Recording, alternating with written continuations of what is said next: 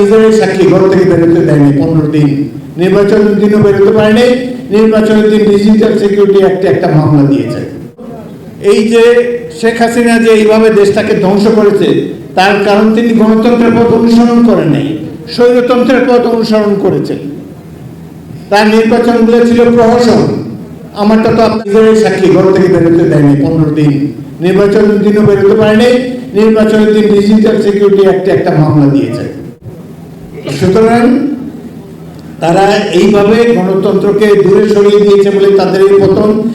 আমরা ৭১ যুদ্ধ করেছি গণতন্ত্র প্রতিষ্ঠার জন্য, এবং এই যে জুলাই আগস্টের বিপ্লবেও গণ অভ্যুত্থানে অংশগ্রহণ করেছি গণতন্ত্র প্রতিষ্ঠার জন্য। কিন্তু সেই গণতন্ত্র তো প্রতিষ্ঠা হয় নাই। নির্বাচন ছাড়া কিভাবে গণতন্ত্র প্রতিষ্ঠিত হবে? কিন্তু আমরা লক্ষ্য করছি অত্যন্ত উদ্বেগের সাথে এই যে উপদেষ্টা পরিষদ, তারা নির্বাচন পিছানোর দিকে তাদের চেষ্টা, তাদের মনের গোপন ইচ্ছা যে এই সরকার 5 বছর কমসে কম থাকুক।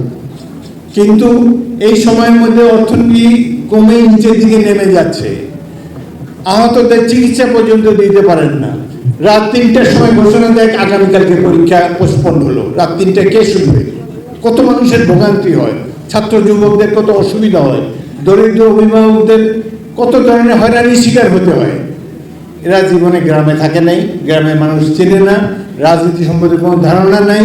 কোনো রকমে বসে they are enjoying their responsibility, enjoying their ministership or whatever it is. কিন্তু ভাই এইভাবে তার দেশ চলে না।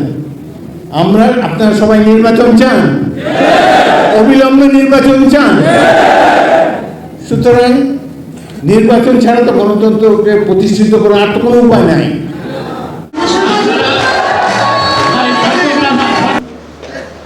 এরা শুধু আমি জাতীয় পর্যায়ে যারা আসছেন,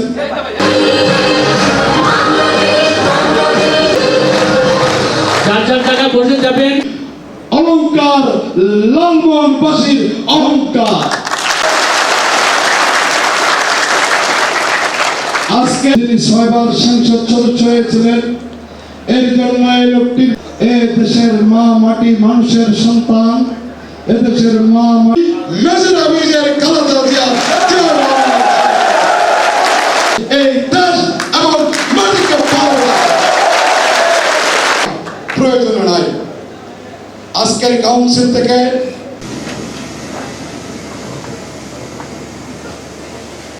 এই সম্মেলন থেকে এই বিদেয়ী রুয়েত, এদের রুয়েত মাগফিরাত সম্মেলনের প্রতিবদ্ধ বিষয় জানুয়ারির মধ্যে আপনি জাতীয় সংসদ নির্বাচন দেবেন। এদের রক্তর বিনিময়ে ভোটের অধিকার